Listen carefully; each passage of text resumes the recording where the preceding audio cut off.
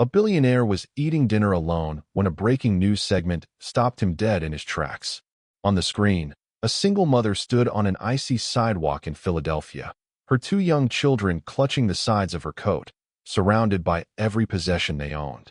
She had just been thrown out of her home. It wasn't the tears streaming down the woman's face that froze him in place. It wasn't her children trembling in the bitter February chill. It wasn't the neighbors gathered around in heavy silence. It was the address flashing on the screen, because that building was his. And what he was about to uncover within the walls of his own empire would shatter everything he thought he knew about the man he had become. 42-year-old Wesley Foster, CEO of Foster Meridian Properties, a real estate empire stretching across more than 14,000 units and valued at $2.6 billion, had just watched his own system dismantle a family in real time. Wesley's penthouse occupied the top 3 floors of a glass skyscraper on Lakeshore Drive. Floor-to-ceiling windows wrapped around every room, offering a sweeping panoramic view of Lake Michigan that stretched so far it resembled the very edge of the earth. The kitchen featured Italian marble countertops that had never once hosted a home-cooked meal. The wine cellar housed 230 bottles, each one handpicked by a sommelier he'd met exactly one time. The dining table could seat 14. In 4 full years of living there, not a single occasion had seen every chair occupied. Most evenings, only one was. He was 42 years old, CEO of Foster Meridian Properties, a real estate empire spanning 6 major cities, 14,000 rental units, and a portfolio worth $2.6 billion. His name appeared on Forbes lists. His face showed up at investor conferences. His signature went on contracts that decided where thousands of families would live, what they would pay, and under what circumstances they could be removed. But Wesley Foster had never once walked the hallways of a building he owned, never stepped inside a single unit, never shaken the hand of one tenant, not one. In 20 years of real estate, he had never looked a renter in the eye and asked whether the heat was working, whether the locks were secure, whether the ceiling was leaking. He didn't need to. That's what systems were for. Every property in the Foster Meridian portfolio was managed by outside firms. Professional, efficient, distant. Wesley reviewed quarterly reports, revenue per unit, occupancy rates, operating margins. Tenants weren't names in his world. They were figures on a spreadsheet, line entries that either performed or didn't. If they can't pay, they made bad decisions. That's not my problem to solve. He said this frequently, to his board, to his COO, to himself late at night when the penthouse felt too vast and too quiet, and the lake beyond the glass looked like a dark mirror reflecting nothing back. He repeated it because his father had said it first, and his father had constructed everything Wesley now stood on. Aldrich Foster. The name still carried weight in Chicago real estate circles 7 years after his passing. A man who began with a single building on the south side. A man who turned 12 units into 1,200, then 1,200 into 3,000, all before Wesley finished college. Aldrich had no patience for sentiment. He believed in leases. He believed in margins. He believed that the moment you began seeing a tenant as a human being rather than a contract, you had already lost. Compassion is a luxury landlords cannot afford, son.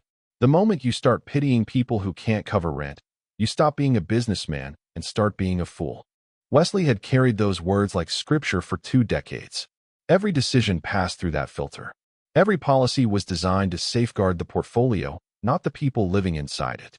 And it had worked spectacularly. The empire had quadrupled since his father's death. Revenue climbed year after year. Investors were content. The board was satisfied. Wesley told himself he was satisfied too. But contentment doesn't echo. And that penthouse echoed endlessly. He ate dinner alone that February evening. Grilled salmon, roasted vegetables, a glass of Burgundy that ran $90 a bottle. The television was on across the room. Channel 7 News. Wesley wasn't really watching. He never truly watched. The TV existed the same way the dining table existed, to fill space that would otherwise remind him how hollow the room actually was. His phone buzzed with emails. Board meeting prep for the next morning. A zoning dispute in Atlanta. Quarterly figures from the Dallas properties. He scrolled with one hand and ate with the other. Routine, mechanical, sealed off. Wesley was 14 when his father brought him to a building on 63rd Street. It was January. cold enough that breath crystallized the instant it left your lips. They walked through the front entrance past a corridor that smelled of mildew and cooking grease, up a staircase where the railing wobbled beneath Wesley's grip. On the second floor, a family was being moved out. A woman stood in the doorway holding a toddler on her hip. Behind her, two older children sat on garbage bags stuffed with clothing. The woman was crying softly, the kind of crying that comes when you've already screamed and no one answered. Wesley stopped. He looked up at his father. "Can't we help them?" His voice was small. He was 14 and still believed the world operated the way teachers said it did. Aldridge didn't slow down. He put his hand on Wesley's shoulder and kept moving. "You feel sorry," he said. "Good. That means you're human. Now learn to stop. Pity doesn't pay mortgages. She didn't pay rent. That's the end of the story." Wesley glanced back over his shoulder. The toddler was chewing on the zipper of a coat that was too thin for winter. The woman's eyes met his for half a second. Then his father's grip tightened, and they turned the corner. That moment didn't haunt Wesley.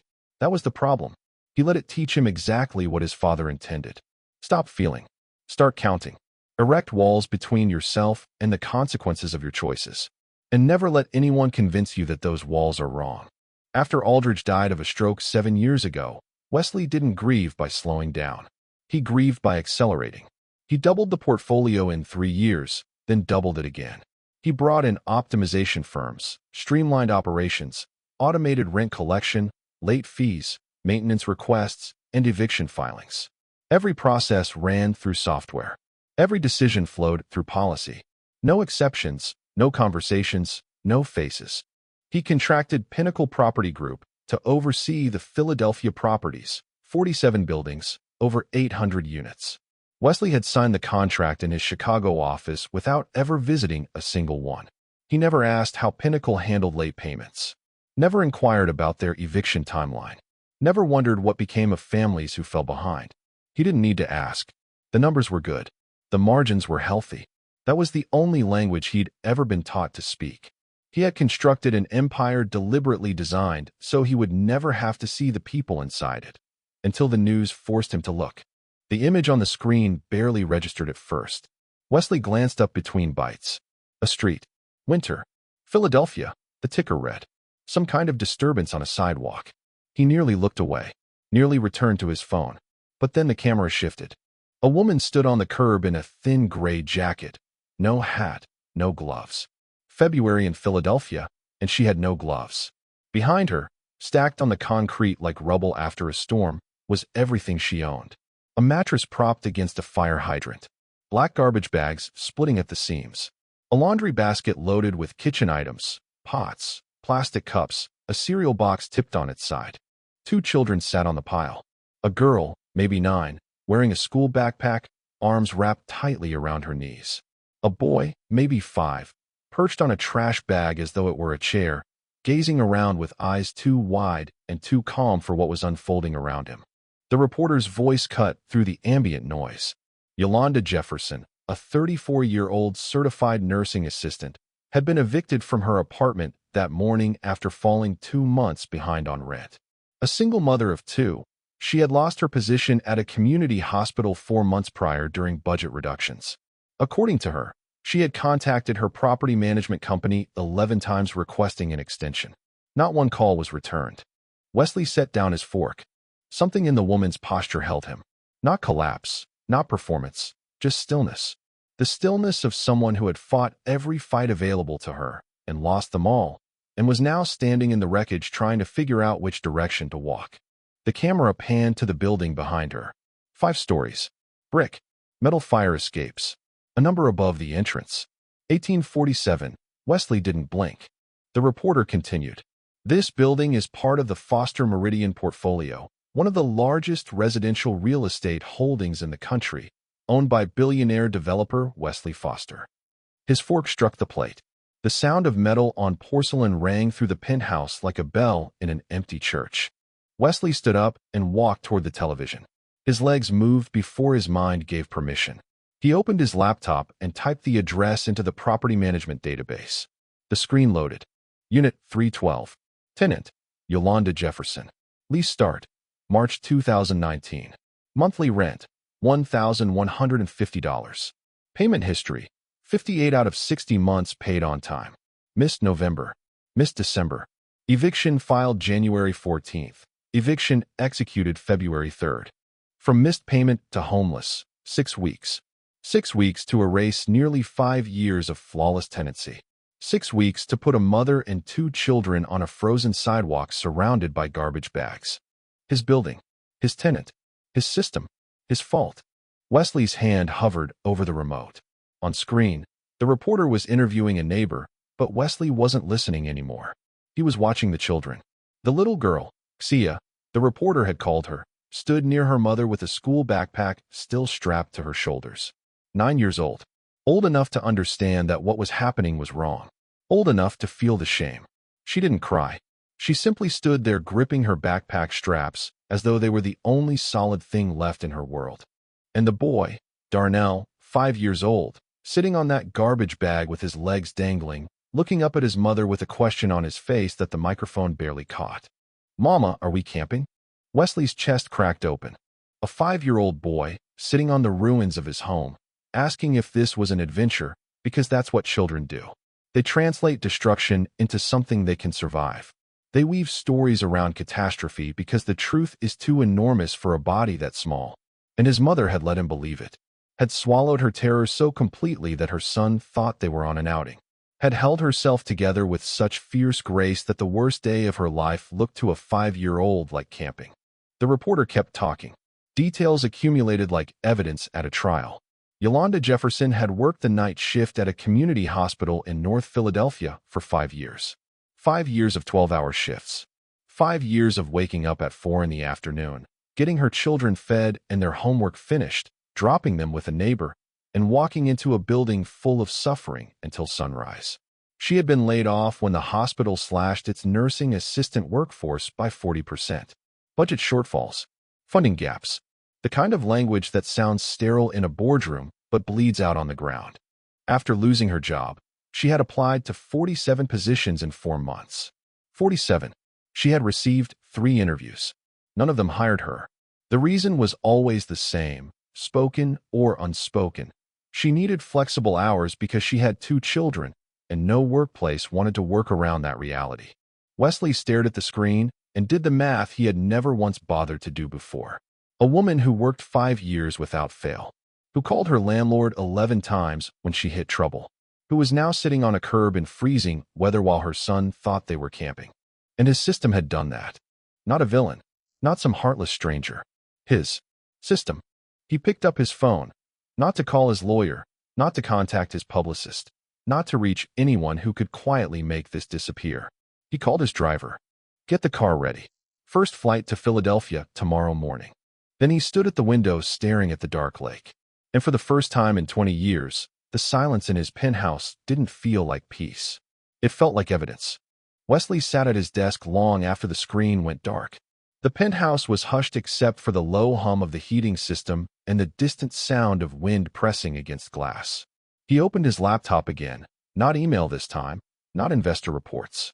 He logged into the Foster Meridian Master Database, the system he'd paid $300,000 to build, the one that tracked every unit, every lease, every payment, every filing across 14,000 apartments in 6 cities. He typed the address, 1847, Kensington Avenue, Unit 312. The file loaded, clean, organized, efficient, just like everything Pinnacle Property Group delivered. Tenant name, Yolanda Jefferson. Lease start date, March 15, 2019. Monthly rent, $1,150. The payment history scrolled down the screen like a heartbeat monitor. Green, green, green, green. 58 months of green, every single one on time. Then November, red. December, red. Eviction filed January 14th. Eviction executed February 3rd. 2 red marks after 58 green ones. That's all it took. Wesley clicked into the case notes. Pinnacle's internal log. 3 lines. Tenant non-responsive to payment reminders. Standard eviction protocol initiated per portfolio guidelines. Unit scheduled for turnover and market rate relisting. Non-responsive. He stared at that word. The reporter on the news had said Yolanda called 11 times. 11 calls. 11 voicemails. A woman who walked into their office and sat in the lobby for 2 hours. And the system labeled her non-responsive. Was it a person who decided not to call back? Was it a policy? Was it software that sorted her into a queue nobody ever checked? Wesley didn't know. And that was the ugliest part. He didn't know because he had engineered his empire, so he would never need to. His father's voice surfaced the way it always did. Quiet, certain, unmovable. She didn't pay. The system worked. Sentiment is a luxury, son. Wesley heard it. For the first time in 20 years, he didn't nod along. The system had worked. That was the problem. It had functioned exactly the way he built it to. Fast, clean, no exceptions, no conversations, no second chances. A machine that reduced human beings to entries on a spreadsheet and deleted them when the numbers stopped performing. The system wasn't broken. It was operating perfectly, and it had just placed a mother and 2 children on a frozen sidewalk. Wesley closed the laptop. He walked to the window. Lake Michigan stretched out below, black and boundless beneath a winter sky. Somewhere out there, 14,000 doors bore his name on the deed. Behind those doors, people were sleeping, cooking, arguing, holding their children, lying awake worrying about rent. And he had never once considered any of them real. He called his driver again. I need a flight to Philadelphia. First thing tomorrow morning. 6 a.m. if you can find one. Should I notify your office, sir? No. Your assistant? No. Just the flight. He hung up. He didn't pack a bag. He didn't draft a plan. He didn't call his lawyer or his publicist or his COO. For 20 years, every decision Wesley made had been filtered through layers of insulation, advisors, contracts, and policies designed to keep him shielded from the consequences of his own choices. Not tomorrow. Tomorrow he was going alone. For 20 years, Wesley Foster had constructed walls between himself and his tenants. Tonight, a news camera had blown a hole through every single one. The flight touched down at Philadelphia International at 7:42 the next morning. Wesley had slept perhaps 90 minutes. He'd spent the rest of the night staring at the ceiling of his penthouse, seeing a boy sitting on a garbage bag asking his mother if they were camping. He arranged a car, black sedan, tinted windows, but told the driver to stop 2 blocks away. He needed to walk. He needed to feel the distance between his world and the one he had been profiting from. The neighborhood announced itself gradually. First, the buildings grew shorter. Then the sidewalks roughened. Cracks in the concrete filled with frozen rainwater. A bodega on the corner with a neon sign missing half its letters. A laundromat with bars on the windows. A bus stop bench with the backrest torn off. Wesley walked through all of it in a cashmere overcoat that cost $1,200 and Oxford shoes that had never touched anything rougher than polished marble. He looked like a man who had taken a very wrong turn. In a sense, he had, 20 years ago. He saw the building before he reached it. 1847, Kensington Avenue. 5 stories. 48 units. Red brick turned ashen from decades of exhaust and neglect. The fire escapes were rusted. 2 windows on the 3rd floor were patched with cardboard and duct tape. The front door was propped open with a cinder block because the lock had been broken so long that no one bothered reporting it anymore. Wesley stood on the sidewalk and stared at a building he owned. A building generating $420,000 a year in rental income. A building he had never once visited. He walked inside. The hallway was dark, not dim, but dark. 3 out of 4 overhead lights were dead. The linoleum floor was peeling at the edges. The walls bore water stains spreading from the ceiling like bruises. The air smelled of mildew, cooking oil, and something metallic that might have been old pipes. The elevator wore an out-of-order sign, yellowed with age. Wesley climbed the stairs. The railing swayed beneath his grip. On the 2nd floor landing, a cockroach crossed his path without urgency. It wasn't afraid of him. Nothing in this building feared its owner. Nobody here even knew who he was. He knocked on the first door he came to. No answer. He knocked on the second. A chain rattled. The door opened 3 inches. An elderly woman peered through the gap. Dark skin. Silver hair pulled back tight. Eyes sharp enough to cut glass. "Can I help you?" she asked. Not friendly, not hostile, just careful. The carefulness of someone who had learned that strangers in fine coats usually meant trouble. "My name is Wesley," he said, leaving off the last name. "I'm looking into conditions in this building. I work with the ownership group." The woman studied him for a long moment. Then she opened the door wider. "Come in then. I've got plenty to show you." Her name was Odessa Harmon, 71 years old. She had lived in Unit 204 for 12 years and 3 months. She knew because she kept count. She counted everything: days without heat, weeks without maintenance, months since anyone from management had returned a call. "The heat's been out for 3 weeks," she said, leading him into a living room where a space heater hummed in the corner. 3 weeks in February. I called Pinnacle 6 times. You know what they told me? They said they'd send someone. Nobody came. All they do is send letters about the rent. Wesley looked around the apartment. The ceiling above the kitchen had a brown stain spreading outward like a slow detonation. The faucet dripped into a pot placed beneath it. The window frame had a gap where cold air whistled through, stuffed with a rolled-up towel. This was a unit generating $1,150 a month. This was what that money was purchasing: not maintenance, not safety, not dignity, just extraction. "Did you know Yolanda Jefferson?" Wesley asked. Unit 312. Odessa's expression shifted, softening and hardening at the same time. That girl worked harder than anyone in this building. Night shifts, double shifts. Her babies were always clean, always polite, always had their homework done. She used to check on me when she got home in the mornings, 6 a.m. She'd knock on my door just to make sure I was all right. Odessa paused, her jaw tightening. She didn't deserve what they did to her. None of us do. We pay our rent. We keep our heads down. And they treat us like we're disposable. Like the building matters, but the people living inside it don't. Wesley didn't respond. He walked out into the hallway and pressed his back against the wall. The plaster was cold through his coat. Somewhere above him, a pipe clanked. Somewhere below, a child laughed. 14,000 units. 6 cities. $2.6 billion. And this was what it looked like from the inside. Not a portfolio. Not a spreadsheet. Not a quarterly report. A building where an elderly woman stuffed towels into window gaps to survive winter. Where a mother who had never missed a rent payment in 5 years was cast out in the cold because a management company decided she wasn't worth a phone call. Wesley Foster had built his empire from the top down. He had never once viewed it from the bottom up. Until now. He left the building and drove directly to Pinnacle Property Group's regional office on Market Street. No appointment, no warning. He walked through the front door in his $1,200 coat and asked the receptionist for the regional manager. Gary Whitmore appeared 7 minutes later. Mid-50s. Thinning hair. A smile trained in customer service seminars. He had no idea why Wesley Foster was standing in his lobby. He didn't know about the newscast. He didn't know about Odessa.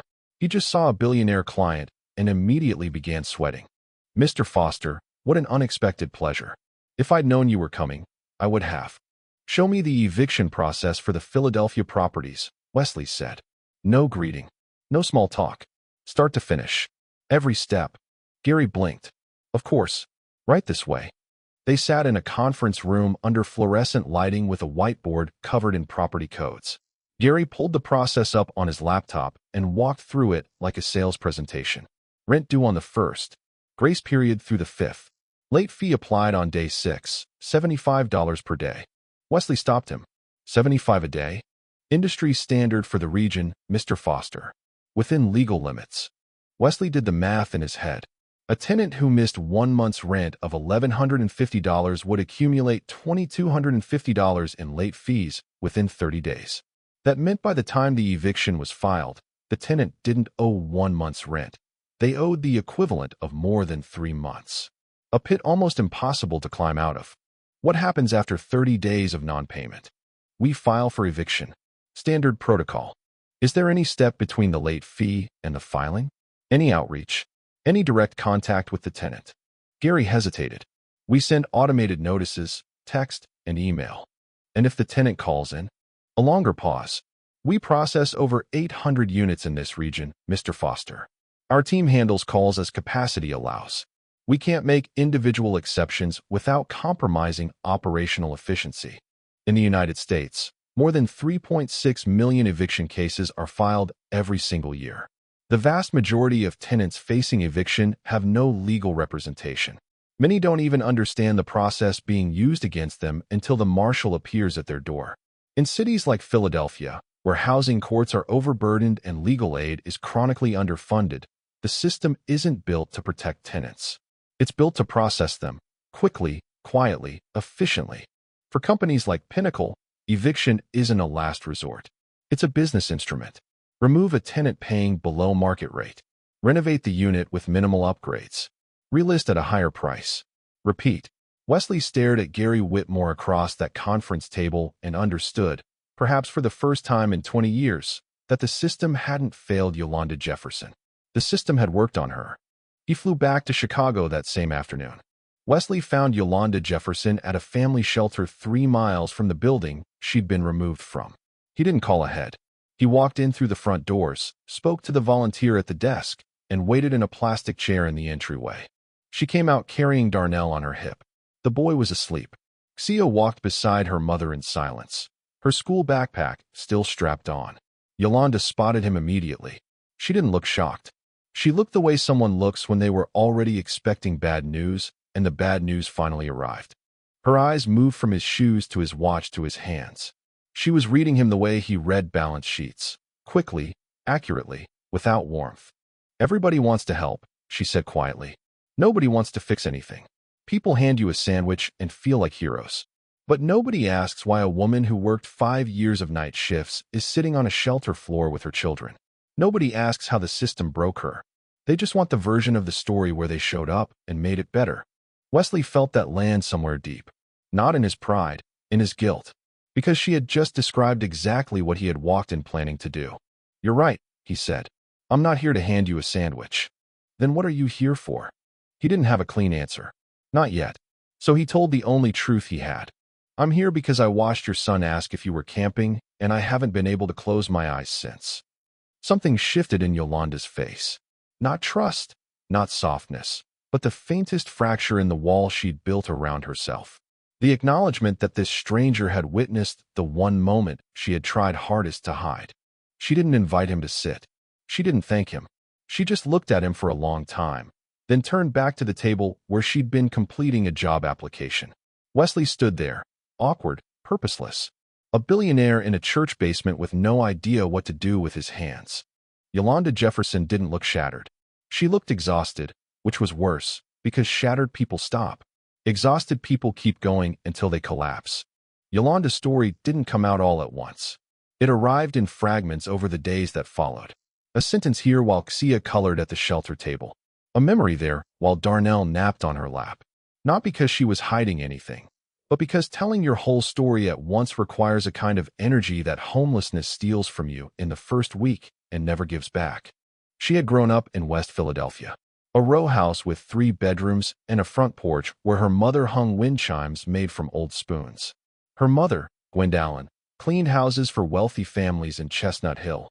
6 days a week, hands cracked from bleach, knees worn from scrubbing floors that weren't hers. Her father left when Yolanda was 7.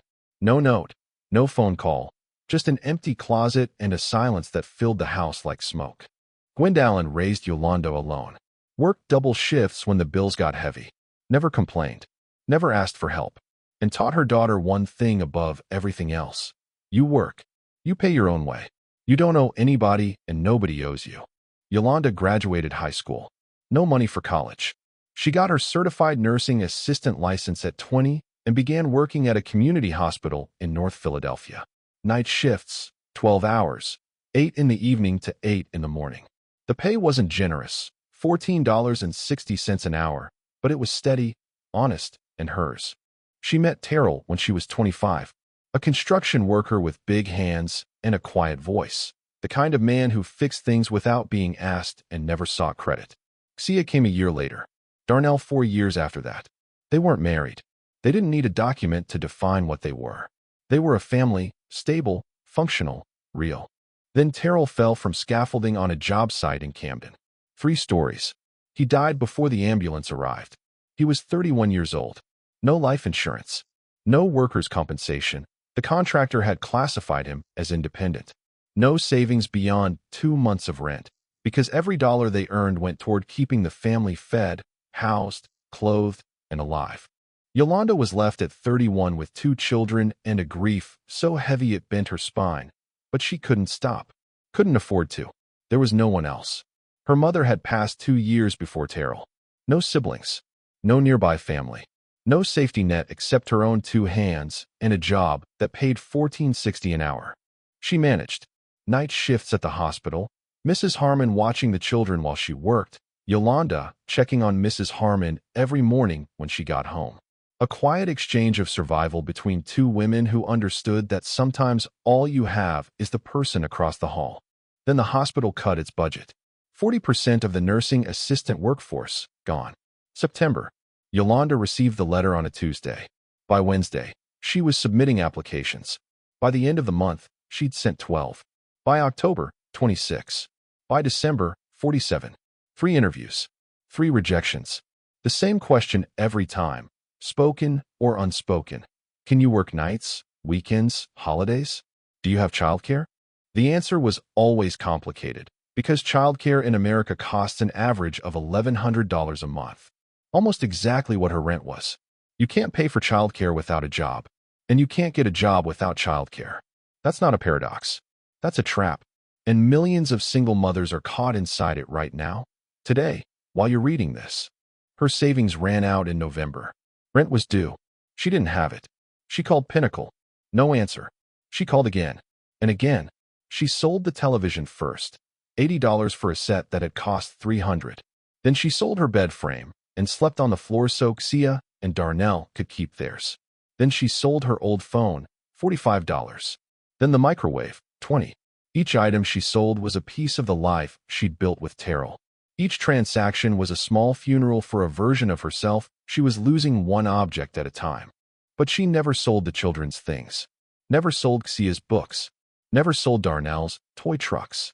Because those were the only evidence her children had that childhood still existed. December came. Rent was due again. Nothing left to sell. She walked into Pinnacle's office and sat in the lobby for 2 hours. Nobody came out.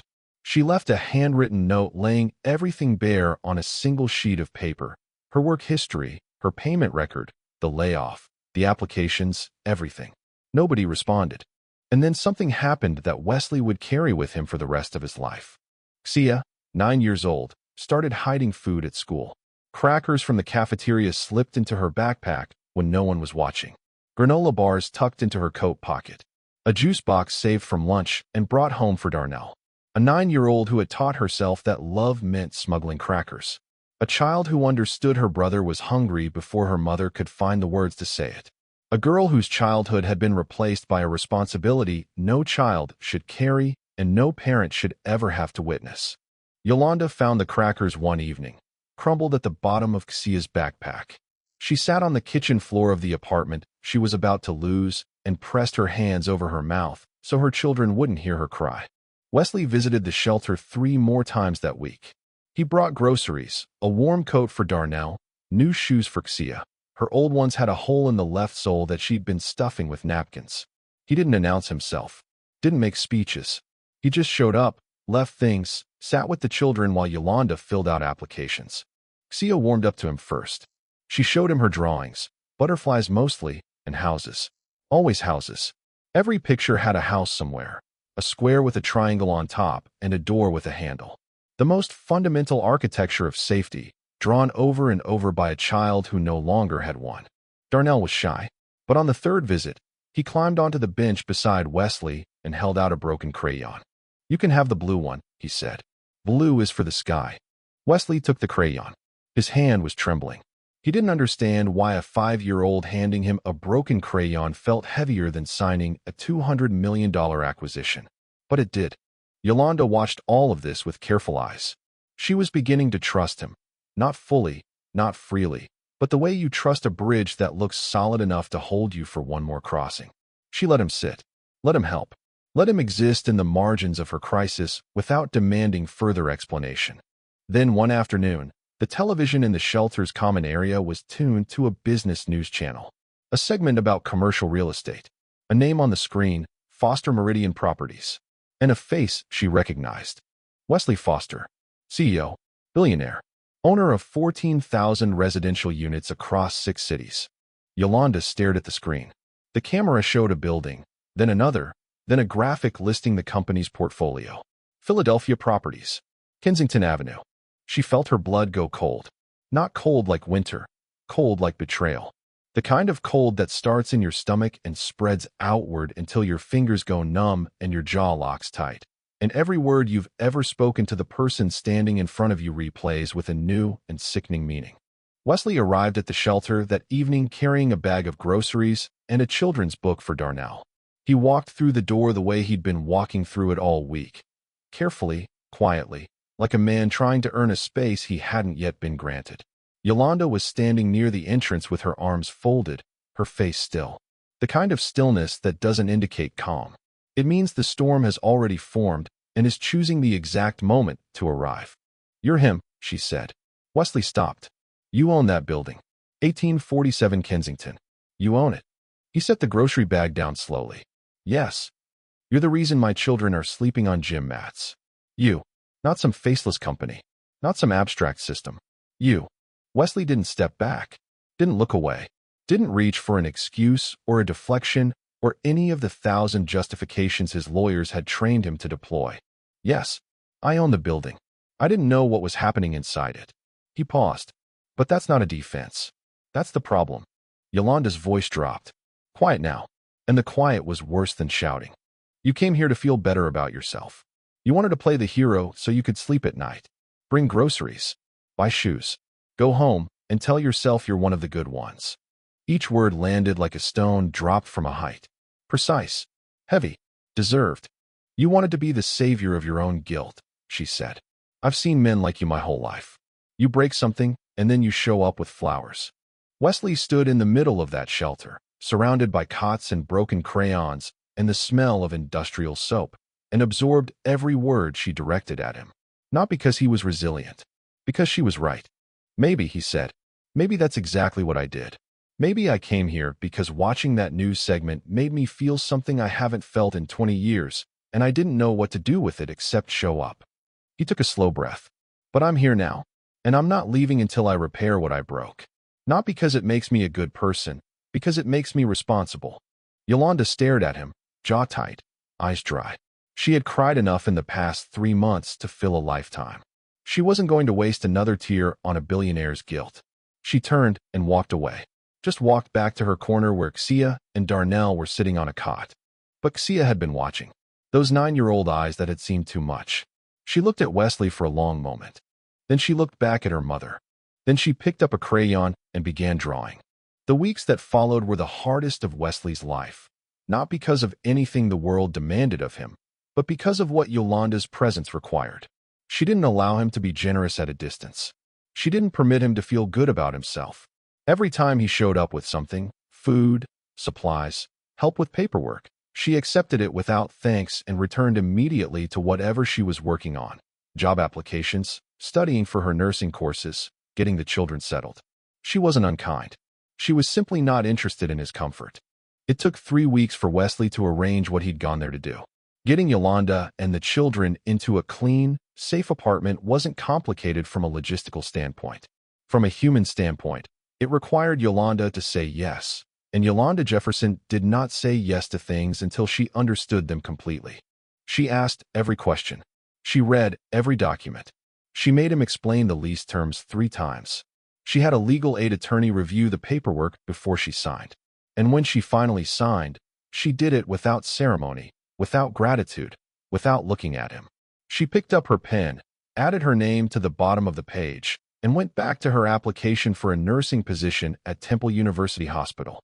The apartment was on the 3rd floor of a renovated building, 12 blocks from where she'd been evicted.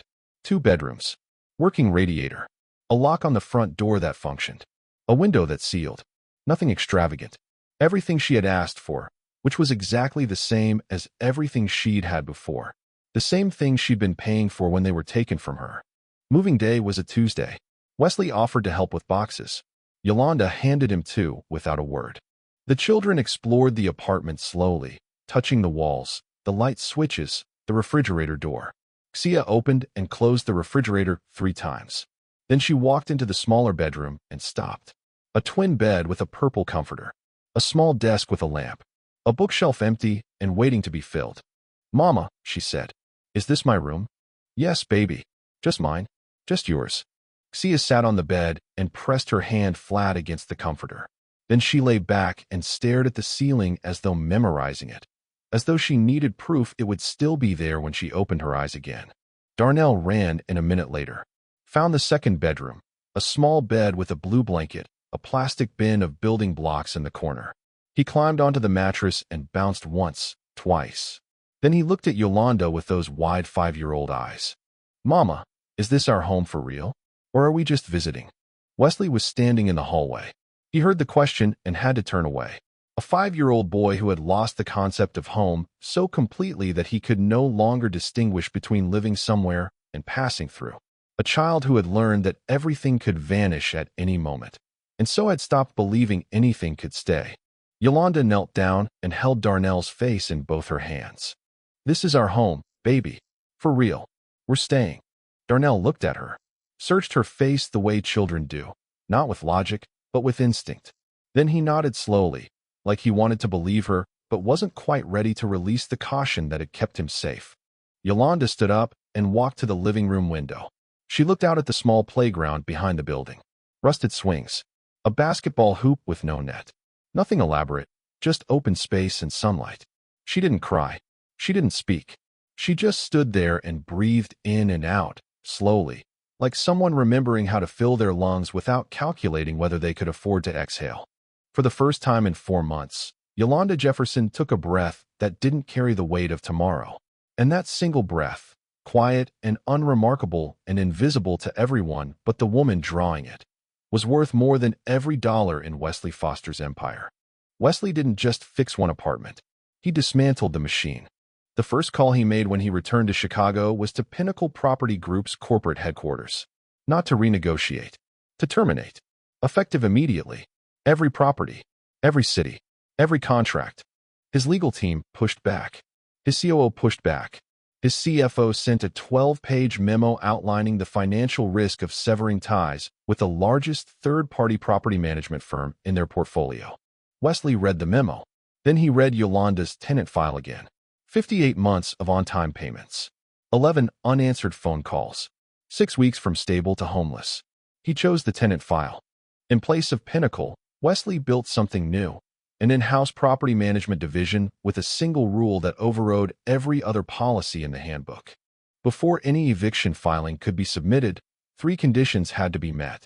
First, a minimum of 3 direct, in-person contact attempts with the tenant, not emails, not automated texts, a human being knocking on a door and asking what happened. Second, a complimentary financial counseling session offered to every tenant who fell behind, not mandatory, just available.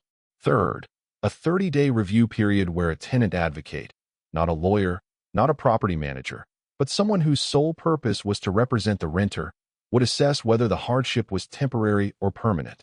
3 steps. That's all it required. 3 steps that Pinnacle had never taken because 3 steps cost time, and time cost money, and money was the only dialect the old system spoke. Wesley hired tenant advocates for every building in the portfolio, 1 per property. Their job was straightforward: stand between management and the people living inside the walls. Listen, translate, protect. Not protect the asset, protect the human. He created an emergency hardship fund. Any tenant who could demonstrate a sudden income loss, a layoff letter, a medical bill, a death in the family, could apply for a 90-day grace period. No late fees, no penalties, no eviction proceedings, just time. Because what Wesley had learned from Yolanda, what her 11 unanswered calls had taught him, was that most people who fall behind on rent don't need a handout. They need runway.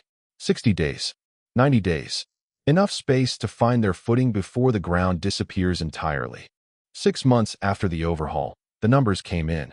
Eviction filings across the entire Foster Meridian portfolio had dropped by 78%. Tenant retention had risen by 34%. Revenue dipped 3% in the short term. But the costs no one had ever bothered accounting for: turnover expenses, renovation between tenants, legal fees, court filings, lost income during vacancies, marketing for replacement renters. All of that dropped by 41%. The math was plain. Keeping people in their homes was less expensive than removing them. Wesley sat in his Chicago office reviewing the quarterly report, a spreadsheet, figures, the same language he'd spoken his entire career. But for the first time, those figures told a story he was proud of. Not just profitability, but proof. Proof that decency and efficiency were not adversaries. Proof that his father's philosophy, the one that declared compassion a luxury, had been wrong. Not only morally, mathematically. Compassion, it turned out, wasn't just ethical. It was economical. His father had been mistaken about that too. Yolanda started at Temple University Hospital on a Monday in March. Night shift, 8 in the evening to 8 in the morning. The same schedule she'd kept for 5 years. The same scrubs, the same aching feet by 3 a.m., the same fluorescent lights and beeping monitors and patients who needed someone to appear when everyone else had gone home. But everything else was different. This time when she left for work, Xia and Darnell weren't being watched by a neighbor doing a favor. They were enrolled in an after-school program at their elementary school, structured, supervised, funded in part by the foundation Wesley had quietly established to support working parents in his buildings. Xia did her homework at a real desk. Darnell built towers from wooden blocks and knocked them down laughing. This time, when Yolanda came home at 8:30 in the morning, she didn't collapse onto a bare floor. She walked into an apartment that was hers. A door that latched. A refrigerator with food. A radiator that functioned. She didn't celebrate. She went to work. That's what Yolanda Jefferson did. She worked. Within 2 months, she had moved from the overnight float pool to a permanent position on the medical surgical unit. Her patient satisfaction scores were among the highest on the floor, not because she was trying to impress anyone, but because she knew what it felt like to be frightened in a bed with no one answering. She treated every patient the way she had wished Pinnacle had treated her, like a person, not a transaction. Then she did something that made Wesley go quiet when she told him. She enrolled in the licensed practical nurse program through a community college, online classes, tuition partially covered by a workforce development grant. The rest, she paid herself, $50 a month, drawn from a paycheck that didn't have $50 of room in it. But she found it anyway, because Yolanda Jefferson had never once in her life waited for someone to hand her a future. She studied after the children went to sleep. Every night from 11 to 1 in the morning. Sometimes later. Textbooks spread across the kitchen table. Flashcards arranged on the counter. Anatomy. Pharmacology. Patient assessment. Her handwriting filled notebook after notebook in tight, precise letters. One morning, Wesley stopped by to drop off books for Xia. He found a sticky note on the kitchen table. Pink paper. Crayon letters. Crooked and misspelled the way only a 9-year-old can make beautiful. You can do it, Mama. I love you, Xia. Yolanda had saved it. Taped it to the wall above her study area like a diploma she hadn't yet earned, but was working toward every single night. Wesley came by once a month, unannounced and formal. Books for Xia, who was devouring everything she could find about marine biology. Building sets for Darnell, who had decided he wanted to be an architect, though he pronounced it architect. And for Yolanda, he brought the only thing that mattered, consistency. He showed up. He didn't vanish. He didn't lose interest. He didn't move on to the next cause, or the next headline, or the next way to alleviate his guilt. He came back, month after month. Not as a savior. Not as a landlord. Just as someone who had broken something and was still standing in the wreckage helping to repair it. One evening, 7 months after Yolanda had moved back in, they sat at her kitchen table while Xia read on the couch and Darnell slept in his room. Yolanda poured coffee into mismatched mugs and looked at Wesley for a long moment before she spoke. I still don't fully forgive you, she said. Maybe I never will. What happened to us? What your company did? It changed my children. Xia still hides food sometimes. Darnell still asks me every morning if we're staying. That doesn't go away because the heat works now. Wesley nodded. He didn't argue. Didn't explain. Just listened. But I respect that you stayed, Yolanda continued. Most people who feel guilty just write a check and disappear. You stayed. That counts for something. Not everything. But something. Wesley looked at the sticky note on the wall. Xia's crooked crayon handwriting. A child's devotion spelled out in pink wax. He thought about his father's penthouse. The art on the walls worth millions. The wine cellar. The marble. The glass. None of it had ever said anything as true as that pink note. Thank you, he said. And he meant it more than he had ever meant those 2 words in his life. Not thank you for forgiving me. She hadn't. Thank you for letting me stay. Yolanda's story isn't rare. That's the part that should keep you awake. It isn't an anomaly. It isn't an exception. It's America's most invisible crisis. unfolding every single day in every single city. And most of us never see it because the people it happens to don't make the news. Every year, 3.6 million eviction cases are filed in the United States. 3.6 million. That's not a statistic. That's a population. That's more people than live in the entire city of Chicago. And behind every filing is a family. A mother packing garbage bags at 6 in the morning. A child asking if they're camping. A father choosing between rent and medicine. Real people navigating impossible decisions inside a system that offers no grace and even less time. 1 in 4 American renters spends more than half their monthly income on housing. Half. That means a single missed shift, one unexpected medical expense, one car breakdown that costs $200 to fix. Any of those things can begin a chain of events that ends on a sidewalk. A year and a half later, Wesley stood in the lobby of the building at 1847 Kensington Avenue and addressed a room that was packed. Tenants from the building, social workers from 3 organizations, legal aid attorneys, housing advocates, reporters from 2 Philadelphia stations and 1 national outlet, city council members who had abruptly become very interested in tenant protections now that a billionaire was underwriting them. Wesley had announced the launch of the Open Door Initiative, a foundation built around 3 commitments: emergency housing assistance for families facing eviction, free legal representation for tenants in housing court, and a training program for tenant advocates, people whose entire function was to stand between property management and the human beings living behind the doors. Not charity. Infrastructure. Not a gesture. A correction. Yolanda sat in the front row. She wore a simple navy dress she'd purchased with her own paycheck from Temple University Hospital, where she now worked as a licensed practical nurse. Her LPN certificate was 3 weeks old. She had passed on her first attempt. Xia sat beside her in a yellow dress with her hair braided, holding her mother's hand with the quiet confidence of a child who had finally stopped waiting for the floor to give way. Darnell sat on the other side, holding a piece of paper, a drawing in crayon on white printer paper. A building, 5 stories, square windows, a door with a handle. And above it, a sun with rays stretching to every corner of the page. Wesley looked out at the room and spoke without notes.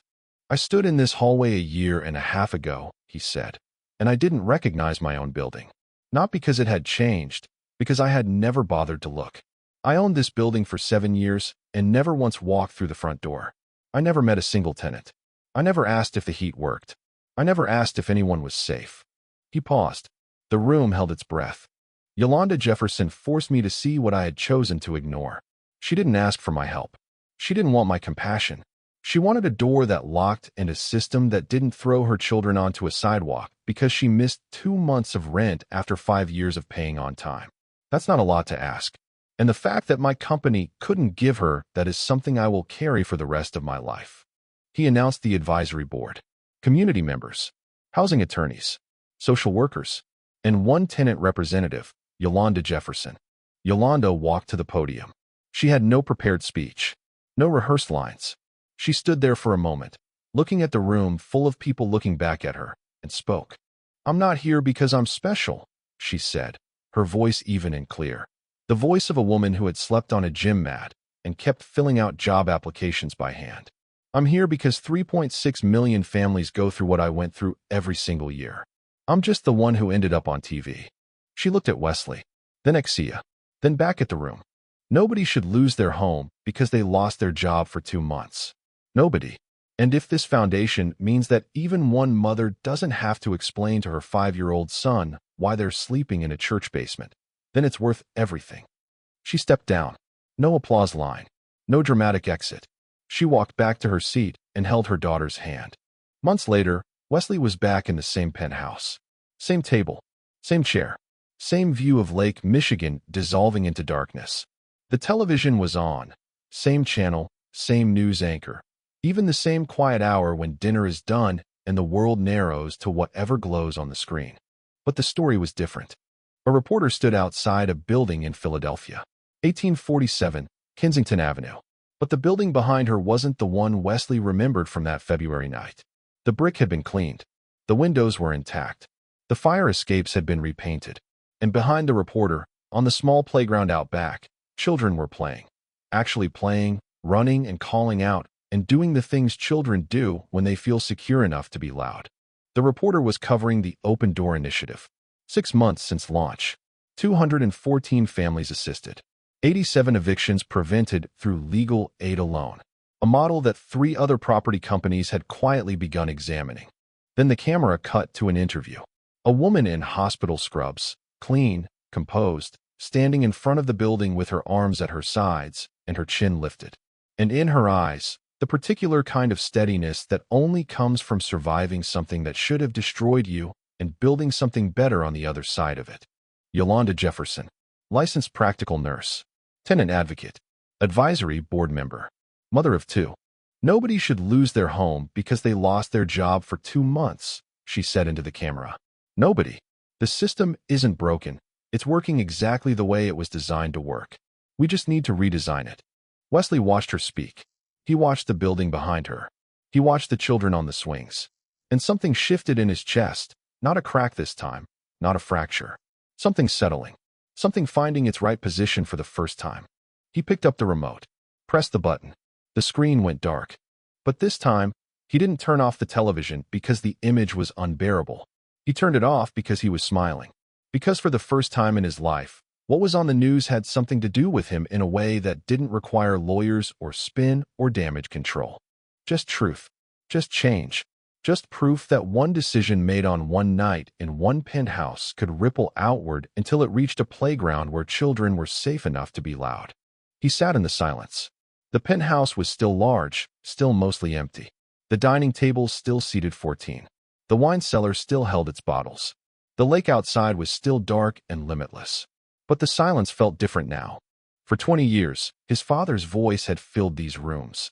That low, certain whisper that told him compassion was weakness, tenants were figures, and empathy was a luxury he couldn't afford.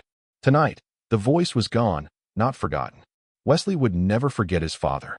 But the recording had been overwritten, replaced by other voices. Xia asking, "But now you're fixing it." Yolanda saying, "I don't need your pity. I need a door that locks." Darnell asking, "Mama, is this our home for real?" Mrs. Harmon saying she didn't deserve what they did to her. None of us do. Those were the voices that lived in his walls now, and they were louder than anything Aldrich Foster had ever said. Wesley Foster had built an empire that made people invisible. It took one woman on a news screen to make him see. The eviction he'd watched on television that February night wasn't just a story. It was a mirror. And for the first time in his life, he didn't look away. He had thought he was watching someone else's crisis. He had been watching his own failure. And the moment he recognized the address, it wasn't just his building. It was his responsibility. It always had been. The screen was dark. The penthouse was still. Somewhere in Philadelphia, Yolanda Jefferson was putting her children to bed in an apartment with a lock on the door and a radiator that worked and walls that kept the wind out. Somewhere in that same building, Mrs. Harmon was asleep in a unit with a fixed heating system and a ceiling that no longer leaked. And somewhere in a classroom, a girl named Xia was drawing another house, square walls, triangle roof, door with a handle, sun in the corner. Always a sun. Now, before you go, I want to be honest with you for a moment. This story is fictional. Wesley Foster and Yolanda Jefferson aren't real people. I created them. The names, the buildings, the conversations, none of it happened exactly the way I told it. But the crisis is real. Every figure mentioned in this piece is documented. The 3.6 million eviction filings per year come from Princeton University's Eviction Lab, one of the most thorough research projects on housing instability in America. The racial disparities, the impact on children, the 60-day spiral from stable housing to homelessness, all of that is documented. The National Low-Income Housing Coalition tracks it. The data is publicly available. I wrote this story because I believe the language we use around poverty matters. We say people lost their home, as though they misplaced it somewhere, as though it slipped behind the sofa. They didn't lose it. Systems failed them. Landlords looked away. Management companies pressed a button. And the rest of us changed the channel. If this story made you uncomfortable, good. Discomfort is where change begins. Not policy papers, not statistics, not conference speeches. Discomfort, the kind that settles in your chest after you hear a 5-year-old ask his mother if they're camping. The kind that makes you wonder how many Yolandas exist in your city right now. Tonight, filling out job applications by hand on a shelter floor. If you or someone you know is facing eviction, call 211. It's a national helpline that connects you to local housing resources, emergency rental assistance, and legal aid. Most states have legal aid organizations that provide free representation for tenants in housing court. You don't have to face it alone, and you don't have to navigate it without support. The system is difficult, but there are people fighting to make it less so. Knowing they exist is the first step. If this story reached you, share it with someone who needs to hear it. Not for the algorithm, for the conversation. Because the more we talk about this, the harder it becomes to look away.